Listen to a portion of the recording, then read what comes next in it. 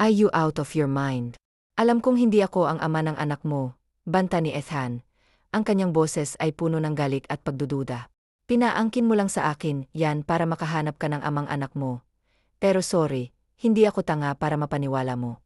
Kaya huwag ka nang magpapakita pa sa akin, kung ayaw mong ako mismo ang papatay sa anak mo diyan mismo sa sinapupunan mo. Sa mga salitang iyon, tila bumagsak ang mundo ni Sofia. Isang malakas na sampal ang dumapo sa mukha ni Ethan. Puno ng damdamin ang kanyang pagkilos. How dare you para pagbintangan ako ng ganyan? Alam mong ikaw lang ang lalaking unang nakakuha sa virginity ko, at ngayon sasabihin mong hindi mo to anak. Gusto mo bang ako lang ang umangkin sa kanya? Dahil may iba kang nabuntis. Anong klaseng ama ka? Wala kang kwenta. Ang kanyang boses ay nanginginig sa galit. Ngunit sa ilalim ng lahat ng ito, ay ang sakit ng kanyang puso. Pero sige, pagbibigyan kita. Pero ito lang ang pakatatandaan mo, Ethan. Hindi rin ako tanga para bumalik pa sa'yo. Pag dumating ang araw na magkita man tayong muli, sisiguraduhin kong hindi mo magugustuhan ang pagkikita nating muli. At simula ngayon, kalimutan mo na may Sofia ka pang nakilala, dahil kalilimutan ko rin na may Ethan akong nakilala. Gigil na sabi ni Sofia, bago siya tuluyang umalis. Ano ang hayop na yon? Nakuha ka pa niyang pagbantaan matapos kanyang buntisin. Pareho kayong nasarap, tapos ngayon ikaw lang ang aako sa obligasyon na dapat ay kayong dalawa magkasama. Galit na sabi ni Liam, habang nakatingin sa kaibigan. Ang kanyang mga mata ay nag-aalab sa galit para kay Ethan. Alam mong hindi ko ugali ang maghabol sa isang lalaki, Liam. Kung ayaw niya sa akin at sa anak ko, wala akong pakialam. Bubuhayin ko ang anak ko, at kung dumating man ang araw na magkita kaming muli, sisiguraduhin kong ni isang buhok ng anak ko, hindi niya mahahawakan. Huwag kang mag-alala. Nandito lang naman ako, sagot ni Sofia. Ang kanyang tinig ay puno ng determinasyon. Uwi ako sa amin sa probinsya. Ano, gusto mo sumama? Sige. Pero okay lang ba sa magulang mo? Naman. Mabait naman sila mamapapay. Kaya huwag kang mag-alala. Para doon ka na rin manganak. Ayoko naman na iwan ka rito. Sa akin ka pa naman iniwan ni Tita Dios nang mawala siya. Salamat, Chris, ha, sagot ni Liam. Ang kanyang boses ay puno ng pag-unawa at suporta. Hayaan mo. Magtatrabaho naman ako kapag hindi pa malaki ang tiyan ko. May ipon naman na ako pero mas gusto kong madagdagan pa yon. Lalo na ngayon na may laman na itong tiyan ko. Tatawagan ko sila mamatapa para makapaghanda na sila. Sagot ni Sofia. Ang kanyang isip ay puno ng mga plano para sa hinaharap. Tumango lang si Sofia sa kaibigan niya. Saka siya nang hihinang umupo sa sofa.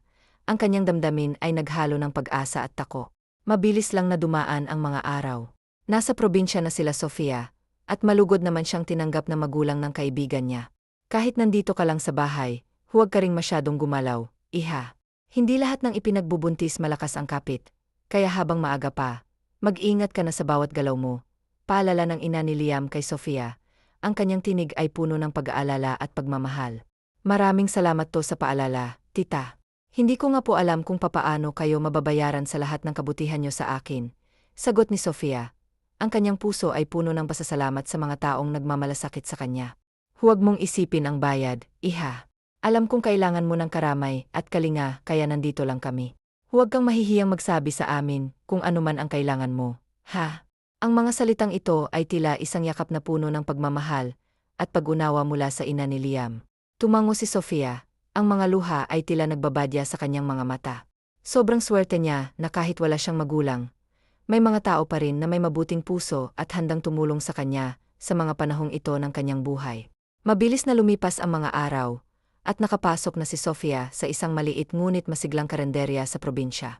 Araw-araw, natatanggap niya ang kanyang sahod. Nung una, naninibago siya sa bagong kapaligiran. Ngunit kalaunan ay unti-unti na siyang nasanay sa mga abala at tawanan ng mga tao sa paligid. Liam, ikaw na lang ang magbigay nito kay tita. Pandagdag dito sa gastos sa bahay. Nahihiya kasi akong magbigay sa kanya Nung una kasi hindi niya tinanggap. Paliwanag ni Sofia sa kaibigan. Ang kanyang boses ay puno ng pag-aalala. Asos. Bakit naman kasi nagbibigay ka pa Di ba nga nag-iipon ka para sa panganganak mo? Para meron kang magamit na pera. Sagot ni Liam. Ang kanyang mga mata ay puno ng pag-unawa at kaunting pang-aasar. Hayaan mo na kasi. May aumento na kasi yung sahod ko. Dahil sa performance ko. Kaya sige na, tanggapin mo na yan, pakiusap ni Sofia. Ang kanyang puso ay puno ng determinasyon. Sige na, tatanggapin ko na to. Pero last na to ah. Kailangan mo pang mag-ipon para may pambayad tayo sa ospital kapag nanganak ka na. Promise, nakataas ang kamay niya. Nakangiti ngunit may seryosong tono, kaya bahagyang natawa si Liam sa kanya. Pagkalipas ng 8 buwan. Oh my gosh, Sofia, ang gwapo. Manang-mana sa walang hiya niyang ama, napangiti na lang si Sofia, habang nakatingin sa kaibigan. Ang kanyang anak ay gigil na nakaluhod sa kanyang mga bisik. Hoy, baka makalimutan mo. Anak ko yang kalong mo, ha? Hindi yan si Ethan, natatawang sabi ni Sofia sa kaibigan.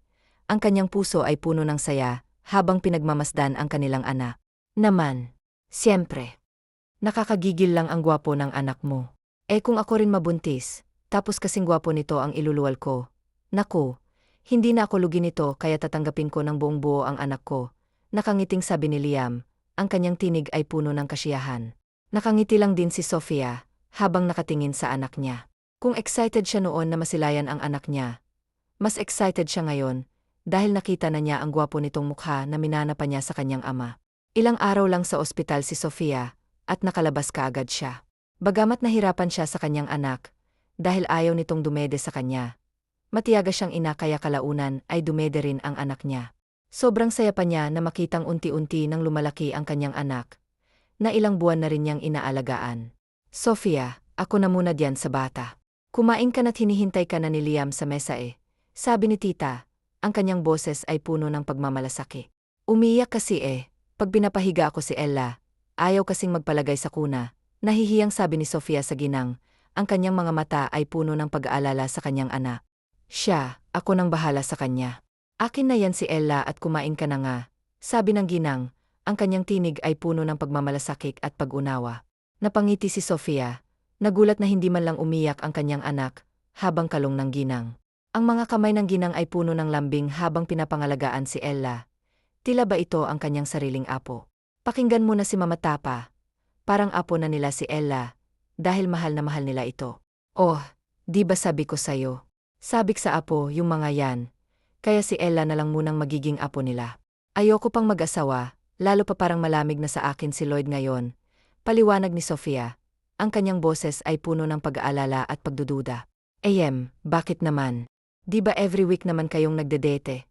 Tanong ni Liam, ang kanyang mga mata ay puno ng pagkabigla. Nga. Pero mula nung nakuha niya ang katawan at virginity ko, hindi na siya masyadong nagparamdam sa akin. Sagot ni Sofia, ang kanyang tinig ay may halong lungkot at panghihinayang. Agad na bilaukan si Sofia sa isinubo niyang kanin, kaya mabilis siyang napainom ng tubig. Ang pagkabigla sa kanyang sinabi ay tila nagbigay diin sa sitwasyon. Ano? Binigay mo na. Hinaan mo nga yung boses mo, baka marinig ka nila mama. Paano pag nabuntis ka? Di dalawa na tayo. Nakangiting sabi ni Liam, ang kanyang boses ay puno ng pang-asar. Gaga ka talaga. Hindi yan ang ibig kong sabihin. Hay, don't worry, may proteksyon naman akong ginamit, kaya hindi mangyayari yung nasa isip mo. Sagot ni Sofia, ang kanyang mukha ay namumula sa hiya. Mabuti naman kung ganon. Nga pala, mag-a-apply ako bukas sa city ng trabaho. Ano, sasama ka ba sa akin? Tanong ni Liam, ang kanyang mga mata ay puno ng kasiyahan. Anong trabaho? Tanong ni Sofia, ang kanyang interes ay napukaw. Tagalista ng mga gwapo, sabay tawa ni Sofia, ang kanyang boses ay puno ng saya. Palibhasa mahilig ka sa mga gwapo ganti ni Liam, ang kanyang ngiti ay hindi maitatago. Nagsalitang hindi kinikilig sa gwapo, nagtawanan ang dalawa habang nasa kainan. Ang kanilang tawanan ay umaabot mula sa kusina hanggang sa sala, na nagbigay saya sa mga nakikinig. Ano, okay na ba? Masayang nag-thumbs up si Sofia. Kaya napangiti na rin si Liam. Ayos. Ang galing mo talaga. Salamat, Chris, ha? Kayo yatang swerte ko Natatawa niyang sabi sa kaibigan niya. Ang kanyang puso ay puno ng pasasalamat. Asus, sinabi mo pa, sagot ni Chris. Ang kanyang tinig ay puno ng katuwang na saya. Uwi na tayo. Tara na. Gusto ko na rin kurutin si Ella Natatawang sabi ni Liam. Ang kanyang mga mata ay nagniningning sa saya. Sira, naiiling na lang si Sofia. Ngunit ang kanyang ngiti ay hindi maitatago. Sa Maynila, masayang niyakap ni Ethan ang kanyang anak pagka-uwi niya sa kanilang bahay. Kahit pagod sa trabaho, todo alaga pa rin siya sa kanyang anak, habang ang asawa naman niya ay abala sa kanyang pagmomodelo. Hindi pa ba umuwi ang Maam Grace mo dito sa bahay? Tanong niya sa yaya ng anak niya. ang kanyang boses ay puno ng pag-aalala. Hindi pa po, sir. Ni text at tawag, wala nga rin po, sagot ng yaya, ang kanyang tono ay puno ng pag-unawa sa sitwasyon. Napabuntong hininga si Ethan, habang yakap ang kanyang anak. Kakaibang damdamin ang bumabalot sa kanya, tuwing yakap-yakap niya ang kanyang anak. Tila ba ang saya ay hindi ganap, at ang dugo niya ay parang hindi nabubuhay sa mga sandaling iyon. Alam niyang may kulang sa kanyang sarili. Ngunit hindi niya matukoy kung ano ito. Magbibihis lang ako. Hawakan mo muna si Sofia, utos niya sa yaya. Sige po, sir, sagot nito, puno ng pag-unawa. Habang papasok si Ethan sa kwarto ng mag-asawa, biglang tumunog ang kanyang cellphone. Asan ka? Tanong ng boses mula sa kabilang linya, puno ng pag-aalala. Nasa bahay na. At ang asawa mo? Hindi pa umuwi, sagot ni Ethan. Ang kanyang boses ay may halong pagod. Oh, I see. Puntahan mo ako dito sa kinaroroonan ko, maipapakita ko sa'yo. Nag-aanyayang sabi ni Aiden. Pagod ako, Aiden, at alagaan ko pang anak ko, sagot ni Ethan. Ang kanyang tinig ay puno ng determinasyon. Oh, come on, Ethan. Hanggang ngayon babulag ka pa rin. Tila nagagalit na tanong ni Aiden. Anong ibig mong sabihin? Naguguluhan na tanong ni Ethan. Puntahan mo nga ako rito, para malaman mo kung anong ibig kong sabihin. Ibinaba ni Aiden ang tawag, habang nakatingin siya sa babaeng kanina pa umiinom kasama ang isang lalaki. Ibang class ka talaga, Grace. Nakuha mo na ngang ipaako kay Ethan ang anak mo sa ibang lalaki. Ginawa mo pa siyang yoyo. Akala mo naman hindi ko alam kung sino ang ama ng anak mo. Kung noon naloko mo ang kaibigan ko, hindi na ngayon. Kasalukuyan, nakakandong si Grace sa isang lalaki nang bigla na lang may humila sa kanya. Agad na sinuntok ni Ethan ang lalaking kasama niya. What the hell are you doing? Sigaw ng lalaki kay Ethan. Halatang nagulat sa nangyari. Ethan, tama na. Huwag mo siyang saktan, sigaw ni Grace. Ang kanyang mga mata ay puno ng takot habang nakatingin sa lalaki. Hindi siya saktan, Grace. Hindi mo ba alam na minamanyak ka na niya? Hindi mo ba nakikita yon? Galit na sabi ni Ethan sa kanyang asawa. Ang kanyang tinig ay puno ng pagkabigo. So what? Sagot ni Grace, tila walang pakialam. Aray, ano ba? Bitawan mo nga ako, sigaw ng lalaki. Ngunit parang walang naririnig si Ethan.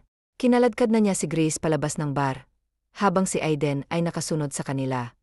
Naiiling na nakatingin sa kaibigan na kaladkarin ang babae, papasok sa kotse nito. Pakawalan mo ako dito. Ano ba? Sigaw ni Grace, ang kanyang boses ay puno ng galit at tako. Tayo na, Manong, utos ni Ethan sa driver niya. Ang kanyang tono ay puno ng autoridad. Pagdating nila sa bahay, nauna pang lumabas si Grace at diretsong pumasok sa loob. Pagkapasok niya sa kwarto, akmang isasara na niyang pinto nang iharang ni Ethan ang kanyang kamay, kaya't kusang napaatras si Grace. Inilok ni Ethan ang pinto at agad na hinablo si Grace, padaskol-daskol sa pag-aaway. Ang tensyon sa hangin ay tila napakabigat, puno ng galit at hindi pagkakaintindihan. Takot na siya habang sinasabi ang kanyang saloobin sa lalaki. Ngunit tila bingi si Ethan sa kanyang mga pakiusap. Walang awa nitong inangkin ang babae, at halos mawalan na siya ng ulirat sa sobrang galit at pagkabigo. Kung hindi pa napagod si Ethan, tiyak na hindi niya titigilan ang babae ngayon, parang lantang gulay na nakatulog sa kama. You requested this kaya tanggapin mo kung anong parusa ko sa'yo, mahinang bulong ni Ethan sa kanyang isip, puno ng hinanaki. Matapos maglinis ng katawan, pinuntahan ni Ethan ang kanyang anak sa kwarto nito. After 4 years. Mama, masayang sigaw ni Sofia, habang niyayakap ang kanyang 4 na taong gulang na anak. Ang mga mata ng bata ay nagninining sa saya. I missed you, Mama, malambing na ani ng bata. Na tila ba ang kanyang mga salita ay nagdadala ng liwanag sa puso ni Sofia. I miss you too, my boy. At may pasalubong si Mama, essay, masiglang sabi niya, na nagdulot ng galak sa kanyang anak. Si Ella ay masayang nagtatalon sa tuwa nang makita ang pasalubong ng kanyang ina. Nagustuhan mo ba? Tanong ni Sofia, ang kanyang puso ay puno ng pag-asa. Opo, Mama, salamat po, sagot ng bata. Ang kanyang ngiti ay tila isang sinag ng araw. You're welcome, anak. Binuhat na niya ang kanyang anak papasok sa loob ng bahay, at kaagad itong pinalaro.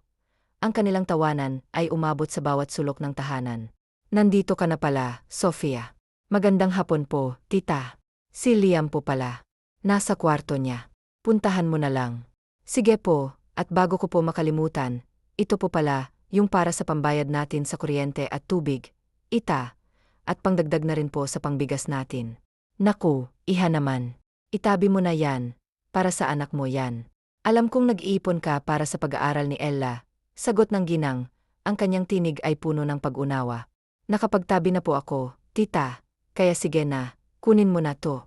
Pupuntahan ko na lang po si Liam sa loob. Alam kong may gusto yun kainin eh. Tugon ni Sofia. Ang kanyang determinasyon ay kitang-kita. Hindi na nag-atubili pa ang ginang at tinanggap na lamang ang ibinigay ni Sofia. Saka siya umalis upang puntahan ang kanyang kaibigan. Liam, may binili ako, essay, masiglang anunsyo ni Sofia. Mabilis na napatayo si Chris sa kanyang kinaupuan nang marinig ang tinig ng kaibigan. Nang buksan niya ang pinto, dala nito ang isang hilaw na mangga. Hindi yan green ha, violet yan oh, tignan mo oh. Minsan lang daw mamunga ang puno niyan dito sa atin, kaya dinamihan ko na para hindi ka mabitin. Nakangiting sabi ni Sofia, ang kanyang mukha ay puno ng kasiyahan. Napayakap na lamang si Chris sa kanyang kaibigan. Ang kanilang pagkakaibigan ay tila isang kayamanan na hindi matutumbasan ng kahit ano. Matapos siyang kausapin, kaagad din siyang umalis upang makapagbihis. Dahan-dahan naman at baka mabulunan ka diyan sa kinakain mo, banat ni Sofia sa kaibigan nang maabutan niya ito sa kusina. Sa sobrang sarap nakangusong sagot ni Liam. Ang kanyang mukha ay puno ng kasiyahan habang abala sa pagkain. Napatawa na lamang si Sofia habang pinagmamasdan ang takaw ng kanyang kaibigan. Tinuturing na niyang kapatid si Liam, at ganoon din siya dito. Kaya naman, anumang bagay na makakapagpasaya dito ay handa niyang ibigay. Para kay Sofia, walang pinagkaiba si Liam sa kanyang sariling pamilya. Masayang namuhay sina Ella at Sofia sa kanilang tahimik na probinsya. Sa kabila ng mga hamon, nagtagumpay si Lizel sa kanyang trabaho, kaya't hindi na siya nag-aalala para sa kinabukasan ng kanyang anak. May naipon na rin siyang pera sa bangko na nakalaan para kay Ella. Talaga, mamamasyal tayo, tanong ni Sofia, puno ng saya. Naman, at isasama natin si Ella. Gusto kong igala na siya, Napakaliit pa niya noong huli tayong nakapasyal, sagot ni Lizel. Ang kanyang ngiti ay tila naglalaman ng mga pangarap para sa kanilang mag-ina. Wala ka bang pasok? Day off mo ba ngayon? Tanong ni Sofia, puno ng pag-asa. Ano ka ba? Kaya sige na, magbihis ka na at aalis na tayo, nakangiting sabi ni Lizel, na tila isang bata na excited sa kanilang lakad. Si Liam, na parang bata na sumunod kay Lizel, ay tila tamad na gumalaw mula nang mabuntis ito ng kanyang boyfriend. Dala na rin siguro ng pagbubuntis, dahil alam naman nilang masipag na babae si Liam. Ngayon, madalas na lang itong nakahiga sa kama, halos ayaw ng kumilos. Isang araw ang inilaan ni Lizel, para sa kanyang anak at kaibigan. Kahit papaano, nakabawi na siya kay Ella, na madalas niyang hindi nabibigyan ng oras, dahil sa kanyang abalang trabaho. Nag-enjoy ka ba, Baby Ella? Tanong niya sa anak nang makauwi sila. Of course, Mama. Thank you po sa laruan at sa masarap na Jollibee, sagot ng bata. Ang kanyang mga mata ay nagniningning sa saya.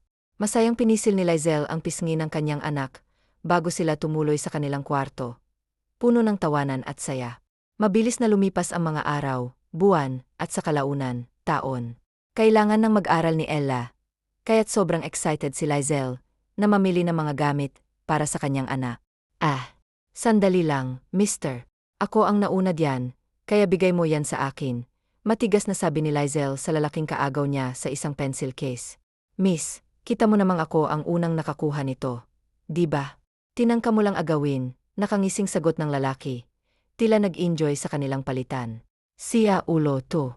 Gusto pa yatang makipag-away sa akin na. Hoy, mister. Kita mong panglalaking kulay yan, kaya ibigay mo na sa akin yan, sagot ni Lizel. Ang kanyang tono ay puno ng determinasyon. Kung ayoko, marami namang ibang kulay diyan. Mamili ka na lang, walang pakialam na sagot ng lalaki, na tila hindi natatakot sa kanyang mga banta. Abay, ang hinayupak na to, kung wala lang kami dito sa loob ng mall. Nabibigyan mo na yan, nahihiyang napakamot ng lalaki sa kanyang batok. Animoy na huli sakto. Ang taray mo naman, miss. Ang ganda mo pa naman, nangaasar na sabi ng lalaki. Ang kanyang mga mata ay naglalaro sa kanyang mga galaw. Hindi, nagsasabi lang ako ng totoo, sagot ni Lizel. Ang kanyang boses ay puno ng tiwala. Wow ha! Ang galing mo talaga. Ano? Kung wala lang tayo dito sa loob, siguradong nabigwasan na kita. Umalis ka nga. Huwag kang ang sunod ng sunod sa akin. Para kang aso na sumusunod sa amo niya. Kainis, naiiling na lang si Oliver, habang nakatingin sa papalayong babae. Ang taray. Yan ang gusto ko sa babae, Yung marunong magpakipot.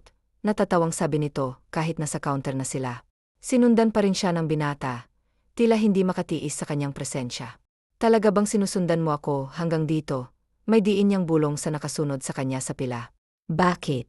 Ikaw lang ba ang gustong magpa-counsel? Pwede ba? Alam mong ang daming counter dito, hindi lang isa o hindi lang dalawa. Pero bakit dito ka pa rin sumunod? May diin pa ring sabi niya. Ang kanyang tono ay puno ng hamon. Miss, hindi naman siguro bawal kung dito ako pumila, di ba? At pakialam mo ba kung dito ako gustong pumila? Nagustuhan ko rito, anong magagawa mo? Inirapan ni Lizelle ang lalaki. Ang kanyang mga mata ay puno ng determinasyon. Hindi na siya nagsalita pa, ngunit ang kanyang damdamin ay tila umaapaw. Si Oliver naman ay hindi maalis ang ngiti sa kanyang mukha, habang pinagmamasdan ang babae na kanina pa niyang inaasar. Ang kanyang isip ay puno ng mga plano, at habang umalis ang babae sa mall, patuloy pa rin ang ngiti sa kanyang mga labi. I promise, I'll make you mine, Miss Sungit. Bulong niya sa sarili habang papasakay siya sa kanyang kotse. Ang puso niya ay nag-aalab sa pag-asa. Pagdating sa bahay ng kanyang tito, agad siyang pinuna ng kanyang pinsan nang makita ang masaya niyang aura. Aba, mukhang may magandang nangyari sa lakad mo panunukso ni Jackson. Ang kanyang mga mata ay naglalaro sa mga detalye ng kanyang pinsan. Tutulungan mo naman ako, di ba? Sabay akbay niya rito. Ang kanyang boses ay puno ng pag-asa. Wow! At may paakbay-akbay ka na ngayon Pero Sage, tutulungan kita. Sabihin mo muna sa akin kung anong nangyari, sagot ni Jackson, sabay alis sa pagkakaakbay ni Oliver. May nakita akong babae sa mall. Pagsisimula ni Oliver, ang kanyang boses ay puno ng excitement. At gusto mong malaman kung sino siya at kung saan siya nakatira. Ganun ba? Pasimpleng tumikhim si Jackson habang nakatingin sa pinsan. Na love at first sight kaagad ako sa kanya. Nakangiti niyang sabi. Ang kanyang puso ay tila naglalakbay sa mga alaala ng kanilang pagkikita. Wow! Mukha nga kasi hindi pa. Iba na ang nakikita ko, nakangisi ring sabi ni Jackson. She's different from other women. Hindi siya madaling makuha sa isang salita lang tulad ng ibang nakakasalamuha ko. So, asahan ko na bang may in love na ang pinsan ko? Yeh, sagot ni Oliver, ang kanyang mga mata ay nagniningning sa saya. Ayos. Sa wakas, nakipag-away, masayang sabi ni Jackson. Please maawa ka, umiyak na sabi ni Grace sa lalaki. Ngunit tila bingi si Ethan sa kanyang mga pakiusap.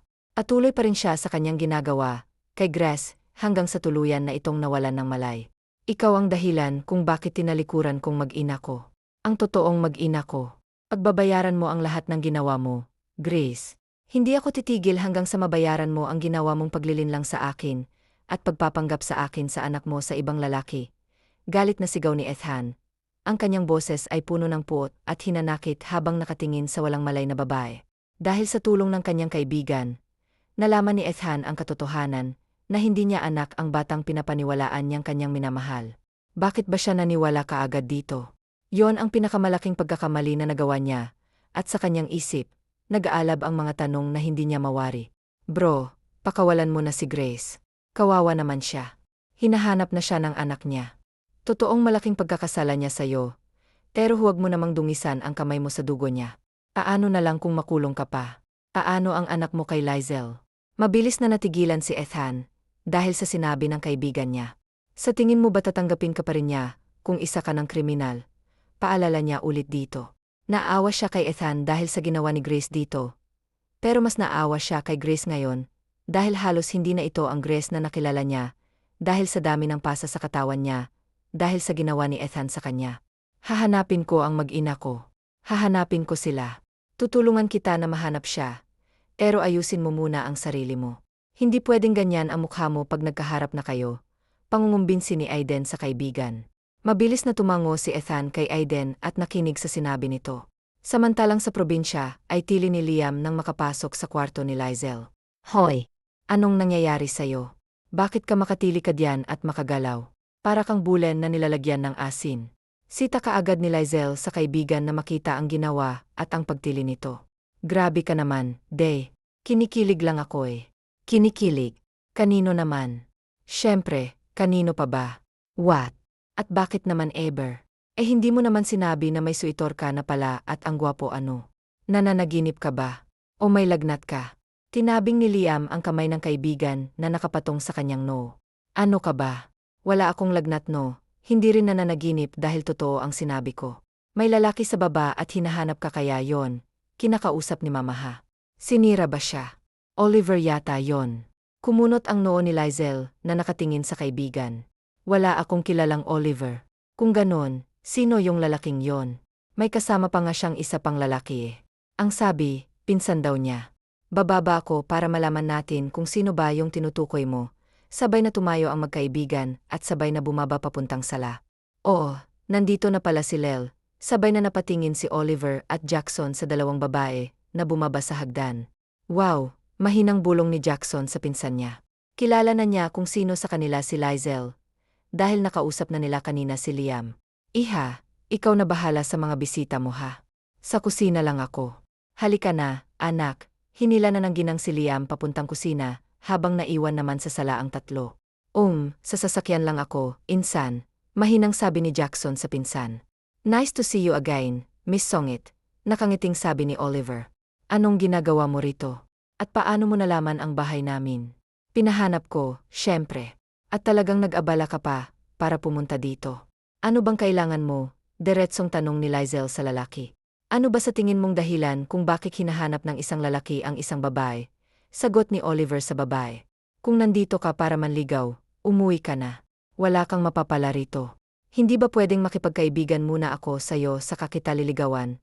Mapaklang napatawa si Lizel sa lalaki. Hindi ka rin mahangin ano. Kung magiging hangin man ako, gusto ko ikaw ang una kong ililipad. Nakangising sabi ng binata.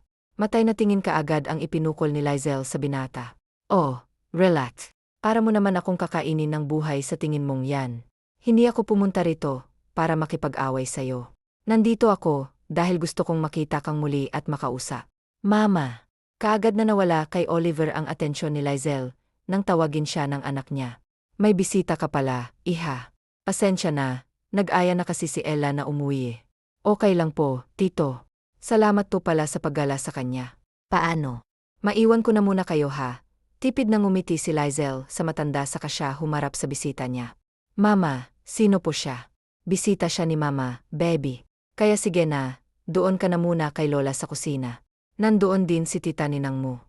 Tumango lang ang bata at kaagad nang umalis. Habang si Oliver naman ay hindi makagalaw sa kinaupuan niya. Hindi pumasok sa isip niya na may anak na ang dalaga. Sa pananamit kasi nito ay hindi halatang may anak na ito. Nakita mo na ang anak ko. Pwede mo na sigurong itigil ang balak mo. Alam kong tulad ng iba, katawan ko lang din ang habol mo sa akin kaya kung ako sayo, huwag mo na ituloy ang nais mo. Nainsulto si Oliver sa sinabi ni Lizel sa kanya. Parang nahulaan na niya kung anong tingin nito sa kanya. Malinis ang intensyon ko sayo, Lizel, at nagkakamali ka ng iniisip tungkol sa akin. Ngumisi si Lizel sa binata na animoy na manghasya rito. Sa tingin mo ba mapapaniwala mo ako sa sinasabi mo? Nagkakamali ka. Alam kong ang katulad mo, katawan lang ang habol sa akin kaya kung maaari, ay umalis ka na dahil hindi ko kailangan ng tulad nyo. Hindi magawang makapagsalita ni Oliver. Kita niya sa mata ng dalaga ang galit, at kung ano ang ikinagagalit nito, ay iyon ang gusto niyang malaman. Aalis ako, pero babalik pa rin ako rito, at gusto ko ring makilala ang anak mo. Tumayo na si Oliver at lumabas ng bahay. Mahihirapan ka sa babaeng yun, insan. Kaagad na sabi ni Jackson nang makapasok siya sa sasakyan. I know, pero hindi ako susuko.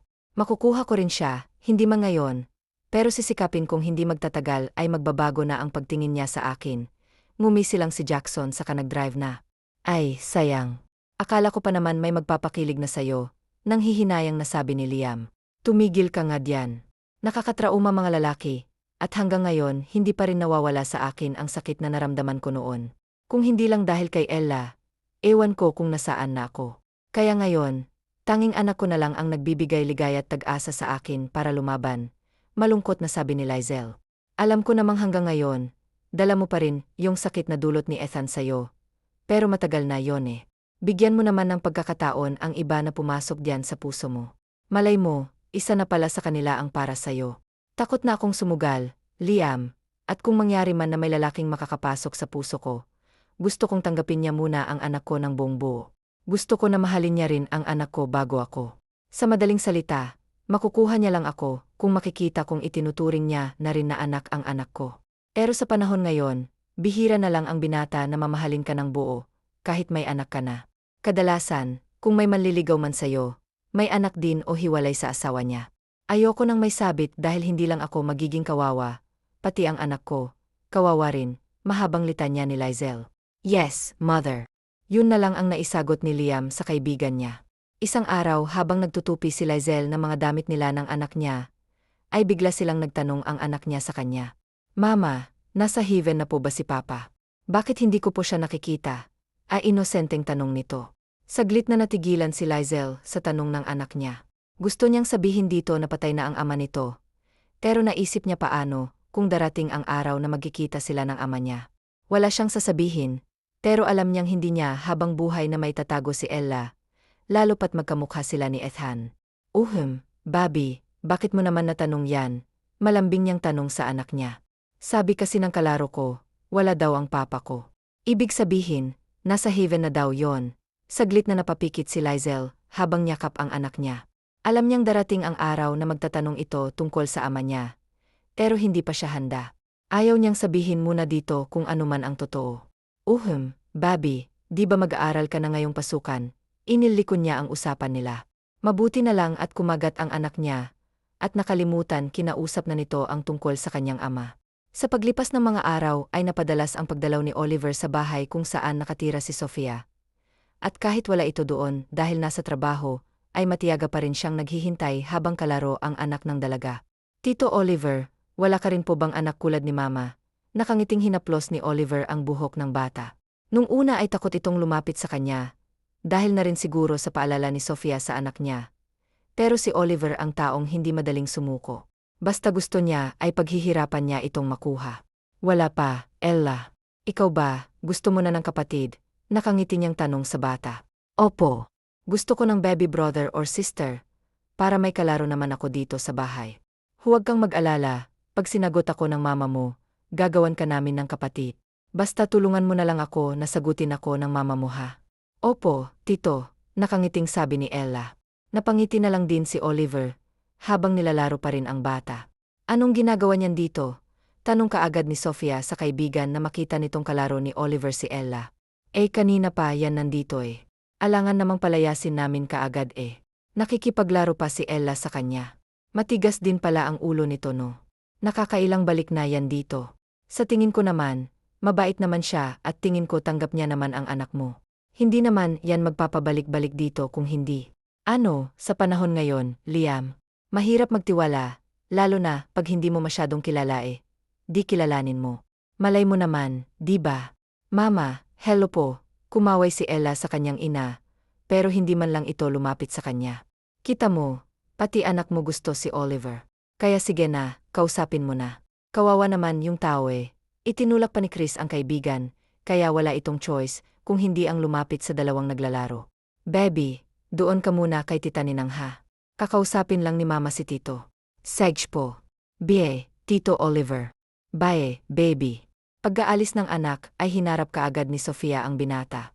Hindi ka pa ba pagod sa palaging pagpunta ko ritong tinutukoy mo? Basta para sa iyo, hindi ako napagod. May anak na ako, Oliver. Alam ko, at handa akong maging ama niya. Paano ako makakasiguradong totoong sinasabi mo't seryoso ka sa akin? Ngayon pa lang ay marami na akong naririnig tungkol sa akin kung bakit ako, na meron ng anak, na marami namang dalaga diyan at walang anak. Bakit hindi na lang silang ligawan mo? Maaari mo pa silang ipagyabang, hindi katulad ko na meron ng anak. Ano na lang ang sasabihin nila sa'yo, lalaitin ka na nila. Oliver, I don't care kung anong sasabihin ng iba. Hindi naman sila ang importante sa akin. Kung hindi kayo ni Ella. Kayo ang importante sa akin.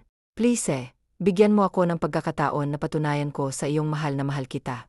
Napabuntong hininga muna si Sofia, bago nagsalita. Sige, sa ikalawang pagkakataon susugal ako. Kaya sana hindi ko naman maranasan ang naranasan ko dati. Inapangako ko sa iyo kung mamahalin at ingatan kita, Sofia. Thank you. At aasahan kong tutupad ka sa pangako mo. Masayang umuwi si Oliver sa kanila, at kahit nakahiga na siya sa kama, ay para siyang teenager, na nagpagulong-gulong dahil sa sayang nararamdaman na sa wakas ay sinagot na siya. At dahil hindi siya makatulog ay ang cellphone kaagad niyang hinagilap niya. Nasa kanya ang number ni Sofia, kaya ite-text na lang niya ito. Kakahiga pa lang ni Sofia nang tumunog ang cellphone niya. Hey, hindi ako makatulog eh. Tulog ka na ba? Basa niya sa text ni Oliver. Kakahiga ko pa lang. Ba't hindi ka makatulog? Reply niya sa binata. Naiisip kasi kita. Para namang timang na nakangiting mag-isa si Sofia, habang hawak ang cellphone niya. Nababaliw na yata ako mahina niyang sabi sa sarili, habang nagre-reply sa lalaki. Ang planong matulog ng maaga ay napunta na sa hating gabi. Kung hindi pa siya nalobat, ay hindi siya titigilan ni Oliver sa kakatext. Nangalay na rin ang mga daliri niya sa kakatype niya sa cellphone. Kinabukasan, pagkagising niya ay tinawanan kaagad siya ni Liam. Anong nangyari diyan sa mata mo? Hindi ka ba natulog? Kaagad nasit ni Liam sa kanya. Malapit na magmadaling araw akong nakatulog. Ano? Bakit? May masakit ba sa'yo? May lagnat ka ba? Wala. Ano ka ba? Masakit lang yung ngipin ko, yun lang. Nawala na rin ngayon lang matapos kong maligo ng maaga. Palusot niya sa kaibigan. Saka sinaasa rin na naman siya nito kung sasabihin niya ang totoo. Ganun ba? O sige, kumain ka na. Nga pala, isasama namin mamaya ni Lloyd si Ella ha. Pupunta yun dito mamaya eh. Tumango lang si Sofia sa kaibigan at hindi na nagsalita pa. Mabilis lang na lumipas ang mga araw at naging mga buwan. Nag-aaral na si Ella, habang unti-unti namang tumatatag ang relasyon ni Sofia at Oliver. Date. Magde-date tayo. Ayaw mo ba? Hindi naman sa ganon, pero kasi. Please babe, minsan lang kitang makasama ng matagal at mas lalo pa kitang matagal makakasama kapag nasa Maynila na ako. Upunta kang Maynila. Aalis ka. Iiwan mo kami dito ni Ella. Relax. Kaya nga gusto kitang makasama ng matagal, dahil uwi ako ng Maynila. Alam kong natatakot ka, pero pinapangako ko sa iyong babalik ako. Babalikan ko kayo ni Ella, kaya huwag kang mag-alala. Hindi maipaliwanag ng lungkot ang naramdaman ni Sofia sa mga oras na iyon. Kahit naging romantic ang date nilang dalawa ni Oliver, ay ramdam niya pa rin ang lungkot na malalayo na sa kanya ang lalaki. Sa ilang buwan na naging boyfriend niya, si Oliver, ay puro saya ang lalo na sa anak niya. Sobrang bait kasi nito sa kanya na minsan, hindi niya naiisip na may ganon na ugali ang binata. Iba nung una niya itong nakita sa mall, para kasi itong barumbado. Pero ngayon na nakasama na niya ito, nang matagal na sabi na lang niya sa sarili niya, na hindi pala niya kayang mawala ito sa kanya. Mamimiss kita, malungkot na sabi ni Sofia sa binata, habang yakap siya nito mula sa likod.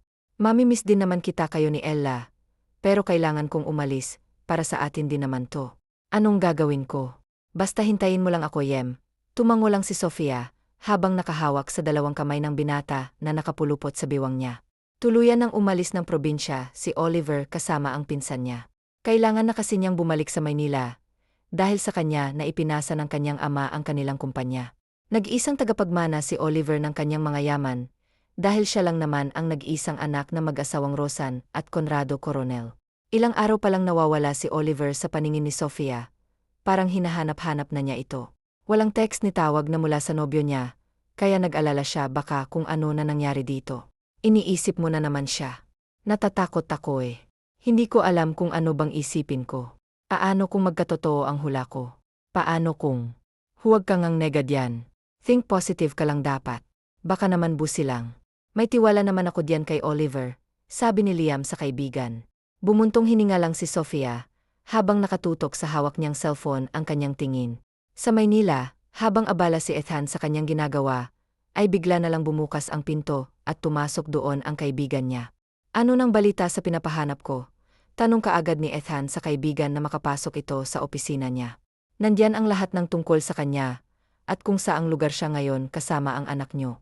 Sabik na binuksan ni Ethan ang brown envelope na inilapag ng kaibigan sa mesa niya, at kaagad na tinignan ang laman nun. Malaki na ang anak mo, at hindi maipagkakaila anak mo siya, dahil sa kuhang-kuha niya mukha mo. Manang-mana sa anak mo. Anak mo na itinakwil mo noon, dahil naniwala ka kay Grace at sa mga kasinungalingan niya. Kaagad na nag-init ang sulok ng mga mata ni Ethan, na makita ang laman ng envelope. Nakalakip sa impormasyon, kung nasaan ang hinahanap niya. Gusto kong puntahan kaagad sila. Gusto kong bumawi sa mag-ina ko, yan ay kung hindi pa huli ang lahat. Natatandaan mo pa naman siguro ang sinabi ni Sofia, bago siya umalis, di ba? At sa tagal ng panahon na wala ka sa tabi niya, dahil kasama mo si Grace, sa tingin mo ba mapapatawad kanya kaagad? Kilala mo si Sofia, bro. Siya ang klase ng babae na mahirap paamuhin at hindi madadala sa isang salita lang. Sinira mo ang tiwala niya sa'yo. Sa tingin mo ba kung makita ka niya, mapapatawad ka niya dahil sa ginawa mo? Alam kong hindi ka niya mapapatawad dahil sa sakit na dinulot at pagbabanta mo sa buhay ng anak mo. Sa tingin ko kinakamuhian ka ni Sofia hanggang ngayon, mahabang sabi ni Aiden sa kaibigan. I'll do everything para mapatawad at bumalik lang siya sa akin. Nagsisisi na ako sa nagawa ko sa kanya, kaya gusto kong bumawi ngayon. Madali lang niyang sabihin, pero mahirap yang gawin lalo na kay Sofia. I know. Until now, mahal niya pa rin ako. Naiiling habang nakangiti si Aiden na nakikinig sa kaibigan. Alam niya kasing may nobyo na si Sofia, pero ayaw niyang sabihin dito ang nalaman niya. Gusto niyang ito mismo ang makatuklas ng totoo, para maramdaman din niya kung gaano kasakit kapag pinagpalit ka ng mahal mo. Sabihan mo ako kapag pupuntahan mo na siya. Gusto ko ring makita sila at ang anak mo, paalala ni Aiden. Gusto niyang sumama dahil gusto niyang masaksihan kung anong reaksyon ng kaibigan niya kapag nalaman nitong may mahal ng iba ang babaeng gusto niyang balikan. Pag-uwi ni Sofia galing sa trabaho niya, ay sa kwarto niya kaagad siya dumiretso. Wala pang anak niya dahil 4 oras siyempa ang labas nito sa school. Hindi naman siya nababahala dahil kasama naman ito ang 2 matanda na itinuturing na nitong lolo at lola. Wala din si Chris sa bahay nila dahil sinundo ito ng nobyo niya. Malapit na kasi itong manganak, kaya napapadalas ang pag-uwi ni Lloyd para maalagaan ang pagbubuntis niya. Kasalukuyan na siyang nasa kusina para maghanda ng lulutuin sa hapunan nang may biglang pumulupot na kamay sa biwang niya. Napasigaw sa sobrang kaba si Sofia at nang makilala kung sinong nakayakap sa kanya mula sa likod, ay kaagad na pinaghahampas siya ni Sofia sa dibdib. Did you miss me? Nakangiting tanong ng binata habang iniilagan ang mapanakit na kamay ng nobya. Siya, ulo ka ba? Kapatayin mo ba ako sa nerbiyos? Bakit ngayon ka lang ha? At may paduya mo mism ka pang nalalaman. Alam mo ba kung ilang buwan kang walang paramdam sa akin na hindi mo man lang naiisip na nag-aalala ako sa'yo? Buliyaw ka agad ni Sofia sa binata. Sorry na, busi lang ako. Pero huwag kang mag-alala, nandito na ako. Namiss kita at si Ella. Malambing na sabi ng binata habang nakayakap na sa nobya. Yumakap din si Sofia sa kanya at tinugon ng halik nito. Nang kapusin sa hininga saka palang bumitaw si Oliver sa kanya. Namiss kita at para makabawi sa hindi ko pagpaparamdam sa iyo, pinagluto ko kayo para sa hapunan. Talaga ba? Yes.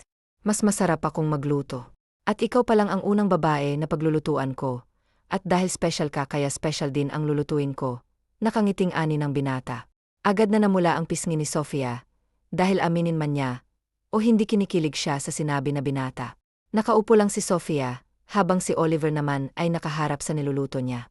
Hindi naman mapigilan ni Sofia na mapangiti, pero agad din nawala ang ngiti niya nang maalala ang unang lalaki na minahal niya. Ganoon sila dati ni Ethan. Kaagad niyang pinilig ang ulo at kinalimutan si Ethan, at itinuon na lang ang atensyon niya kay Oliver. Tikman mo ang luto ko, love. Kung papasa ba sa'yo. Bumuka naman ang bibig ni Sofia at tinikman ang luto ng binata. Masarap siya. Puri niya sa luto ng binata. So, pwede na ba akong maging asawa mo? Agad na lunok ni Sofia ang tinikman niyang ulam dahil sa narinig. Are you okay? Tubig. Uminom ka ng tubig. Tarantang binigyan ito ni Oliver ng tubig sa kapalang siya, nakahinga ng maluwag. Okay ka na ba? Okay na ako. Salama. Bakit ba kasi napunta sa pag-aasawa?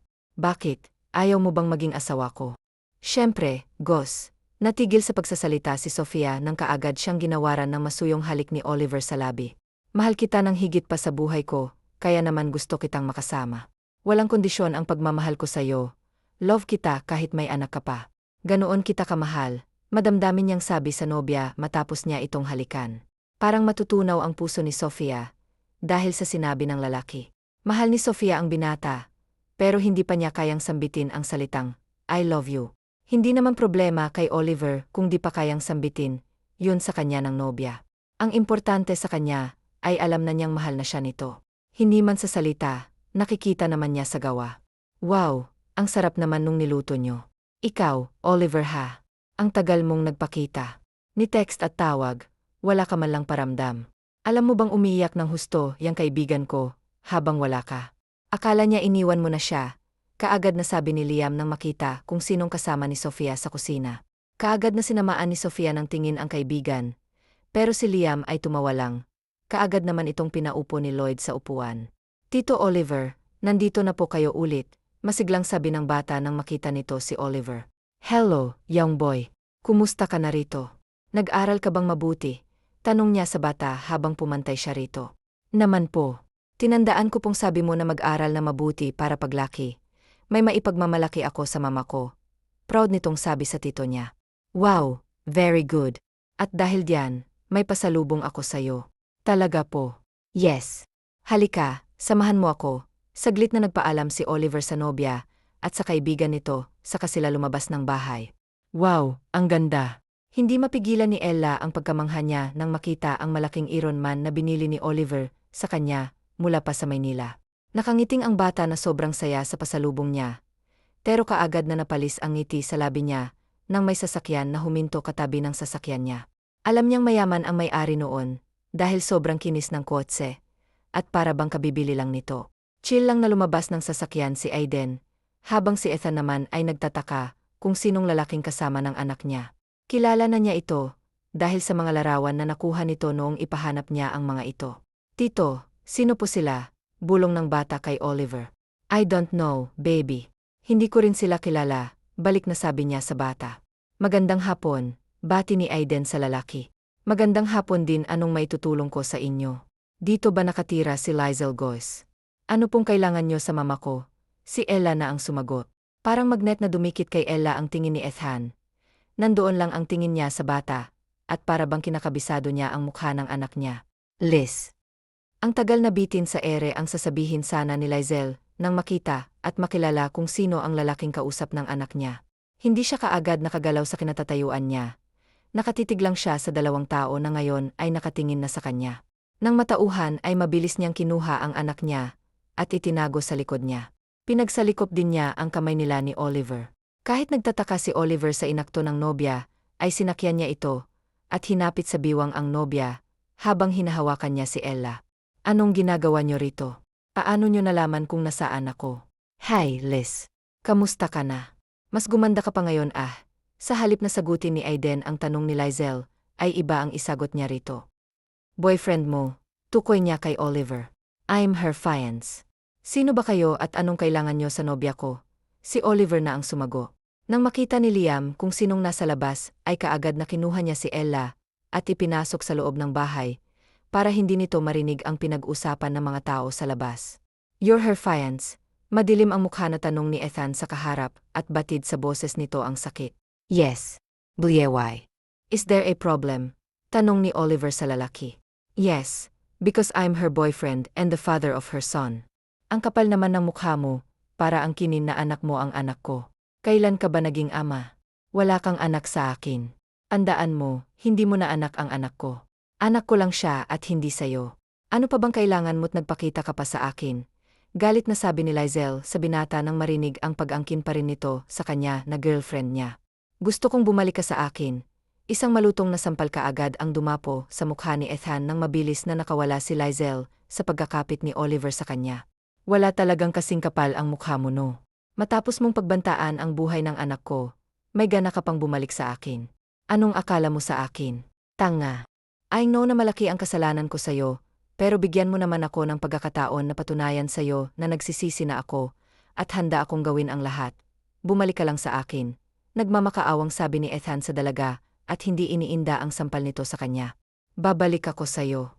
Para saan pa? Para saktan mo ako uli. Kung noon, nagawa mo yan sa akin, hindi na ngayon. Saka hindi na ako babalik sa'yo kahit ano pang gawin mo dahil may mahal na akong iba at magpapakasal na ako sa kanya. Sabay salikop ulit ni Lizel sa kamay niya sa kamay ni Oliver. Tahimik lang si Oliver at Aiden habang nakikinig sa dalawa.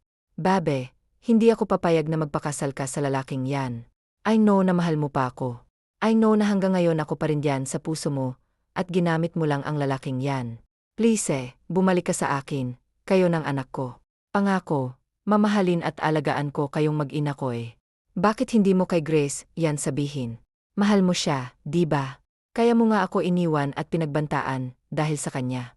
Sa kanya ka dapat magmakaawa. Saka hindi ka kailangan ng anak ko. Ako lang at si Oliver ang kailangan ng anak ko, kaya kung ako sayo, bumalik ka na lang kung saan ka galing at pagtuunan mo na lang ng pansin ang pamilya mo. Mahabang litanya ni Lizel. Wala na kami ni Grace at wala rin kaming anak, dahil hindi ako ang ama ng anak niya. Paliwanag ni Ethan sa dalaga. Saglit lang na natigilan ang dalaga, pero napangisi kaagad siya na nakatingin sa lalaki.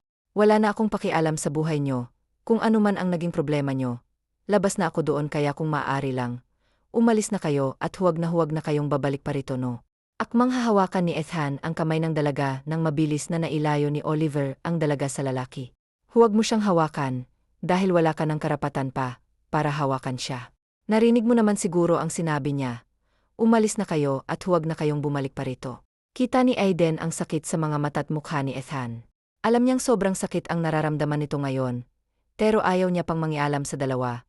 Lalo pat hindi lang basta nobyo ni Lizel ang kasama nitong lalaki, ikakasal na pala sila. At sino ka para utusan ako? Wala kang karapatan na utusan ako at kahit anong gawin mo, wala kang pakialam. Lalo na sa pagkuha ko sa babaeng unang naging akin. Iyam ngumiti na ng insulto si Ethan sa lalaki, at sa halip na patulan ni Oliver si Ethan ay nginisihan lamang niya ito. Masasayang lang ang oras natin sa kanya, love. Let's go sa loob, baka gutom na ang anak natin. Kailangan pa natin siyang pakainin. Kaagad na tumalikod ang dalawa habang si Ethan ay susundan pa sana niya ang dalawa, pero kaagad siyang pinigilan ni Aiden. Wala tayo sa teritoryo mo. Wala ka nang magagawa pa, dahil ikakasal na si Lizel sa lalaking yon. Ngayon ay ramdam mo na kung gaano kasakit ang naramdaman ni Lizel noong itakol mo siya. Umalis na nga muna tayo rito, dahil pinagtitinginan na tayo ng mga kapitbahay nila. Hinila ni Aiden ang kaibigan at pinapasok sa kotse. Nang makapasok naman sa bahay nila si Lizel, ay bigla na lang na nanghina ang tuhod niya. Mabuti na lang at mabilis siyang nahawakan ni Oliver, dahil kung hindi ay siguradong napaupo na siya sa sahig. Are you okay? Umiiling si Lizel at hindi na napigilan pang tumulo ang mga luha niya. Kukuha lang ako ng tubig para gumaan ng pakiramdam mo. Mabilis na nakabalik si Oliver, at kaagad na pinainom niya ang nobya ng tubig. Anong nangyari? Nasaan ang hinayupak na yon? Tanong ni Liam sa kaibigan nang makalabas siya mula sa kwarto niya. Si Ella, sa halip na sagutin ang tanong ng kaibigan, ay ang anak kaagad niyang hinanap niya. Nasa kwarto nila mama, nilalaro nila. Anong nangyari sa pag-uusap niyo? Tanong ni Liam kay Lizel. Nang sabihin niyang lahat kay Liam, ay pati si Liam nanggigil kay Ethan. Wala talagang pagsisisi ang nauuna, palagi talaga ang nasa huli, makahulugan niyang sabi. Hindi na nagsalita pa si Lizel, habang hinahaplos pa rin ni Oliver ang likod niya. Gustong i-comfort ni Oliver ang nobya at damayan ito. Pero hindi niya alam kung anong gagawin at sasabihin kaya hanggang hagod lang siya sa likod nito. Baka sakaling maibsan ng nararamdaman nito ngayon. Ang buong akala ni Lizel ay okay lang na hindi makilala ng anak niya ang ama nito. Pero sa nakikita niya ay gusto rin nitong malaman kung sinong ama niya, dahil nag-umpisa na naman ang anak niyang magtanong tungkol sa kanyang ama. Anak, kung sakali bang makilala mo ang iyong ama at kukunin kanya mula kay mama, sasama ka ba sa kanya? Malungkot niyang tanong sa anak niya. Pupuntahan po ako ni Papa, pero ayoko po. Ayoko pong maiwan ka, Mama. Kung kukunin ako ni Papa, sama ka po sa akin ha. Kaagad niyakap ni Lizel ang anak niya, habang hindi niya mapigilan pang tumutulo ang luha niya. Kung ang tungkol sa anak niyang pag-usapan, hindi talaga niya mapigilan ng umiyak. Malaki kasi ang sakripisyo na ginawa niya para sa anak niya, kaya masakit sa kanya na malayo ito, dahil ito na ang naging buhay niya, at kung wala ito, hindi niya alam kung ano nang nangyari sa kanya lalo na noong nalaman niya na nakabuntis ng ibang babae ang ama nito. Ano nang balak mo ngayon? Tanong ni Aiden sa kaibigan. Nasa isang hotel sila naka-check-in. Ayaw kasi niya na uwi ng Maynila na hindi nakakausap si Lizel at ang anak niya. Kakausapin ko siya ulit, kung kinakailangan, luluhod ako sa harapan niya. Bumalik lang siya sa akin, gagawin ko. Hindi naman ganun kadali ang gusto mo, bro. Kung sa anak mo, may karapatan ka sa kanya, pero sa kanyang ina, wala ka ng karapatan dahil binitawan mo na siya at sa nakikita ko ngayon, mahal niya yung lalaking yon. At alam kong mahal din siya nung lalaki. I don't care kung mahal siya nung lalaki. Alam kong mahal pa niya ako, dahil nakikita ko yun sa mga mata niya. Kahit gaano siya kagalit sa akin, alam ko't nararamdaman ko na mahal pa rin niya ako. Huwag ka namang selfish, bro. Huwag puro sarili mo na ang iniisip mo. Isipin mo rin yung nararamdaman ng iba at sa mga taong nasa paligid mo ngayon. Alam mo na kung anong pakiramdam ng ipagpali. Ikaw ang unang gumawa niyan sa kanya, di ba? Kaya tanggapin mo kung nakahanap na siya ng kapalit mo ngayon. Alam mo na ang totoo at nakita mo na ang anak mo. Kung kakausapin mo man si Lizelle, ang tungkol lang sa anak niyong pag-usapan niyo. Alam kong masakit to para kay Lizelle, pero may karapatan ka pa rin sa anak niyo. Ayon na lang ang isipin mo sa halip na bawiin ang babaeng may nagmamay-ari na. Mahabang litanya niya ni Aiden sa kaibigan. Saglit na natigilan si Ethan sa sinabi ng kaibigan. Hindi niya matanggap na may pumalit na sa kanya sa puso ni Lizelle. Saka pala niya naisip na sobra pa siguro doon ang naramdaman ni Lizelle nang ipagpalit niya ito kay Grace noon. Sa paglipas ng mga araw, ay hindi magawang kausapin ni Ethan si Lizelle. Sa tuwing nakikita kasi siya nito, ay kaagad itong umiiwas sa kanya, at palagi nitong kasama ang lalaking sinasabi na nobyo nito, kaya naghahanap siya ng timing para makausap ito na masinsinan. Okay naman lahat ng pinamili natin, love. Wala ka na bang nakalimutan? Tanong ni Oliver sa nobya nang isama siya nito mag-grocery. Nabili ko na lahat, love. Salamat nga pala ha. Ikaw patuloy ang nakabayad sa lahat ng mga groceries ko. Maliit na bagay lang yan, love. I'm always here to help you kung kailangan mo ng tulong. Ganun kita kamahal. Namula ang pisngi ni Lizelle, dahil sa kilik. Sa tagal kasi nang hindi siya nakarinig na mahal siya ng isang lalaki. Ngayon ay masasabi niya ang nahanap na niya ang lalaking tuluyan ang magpapalambot sa puso at tuhod niya. Sa bahay nila, si Liam ay nagpapabalik-balik ang buntis sa paglalakad, habang hindi mapakali nakasilip sa sala. Anak, humina ka nga. Alalahanin mong buntis kat baka mapano ang anak mo, kung hindi ka patitigas sa kakalakad mo diyan. Sita ni Melinda sa anak niya. Kasi, Mama, taano na lang kung makabalik na lang ang dalawa? Hindi pa rin umaalis si Ethan. Baka magkasunduan pang dalawang yon pag nag-abot sila.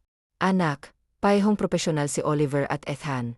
Sa tingin ko naman ay magkakausap silang dalawa na hindi nagkakasakitan.